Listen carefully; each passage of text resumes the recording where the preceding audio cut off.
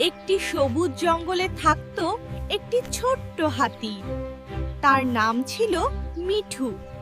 মিঠু ছিল খুব মিষ্টি, কিন্তু একটু ভীতু। সে সবসময় তার মায়ের পাশেই থাকতো। একদিন খেলতে খেলতে মিঠু শুনল একটি ছোট পাখি কাঁদছে। পাখিটি বলল সে তার বাসায় ফিরতে পারছে না। মিঠু একটু ভয় পেল। তারপর সে মনে করল তার মায়ের কথা, সাহস থাকলে শক্তি আসে। মিঠু তার লম্বা সুর বাড়িয়ে দিল। পাখিটি ধীরে ধীরে বাসায় উঠে গেল। পাখিটি খুশি হয়ে মিঠুকে ধন্যবাদ দিল।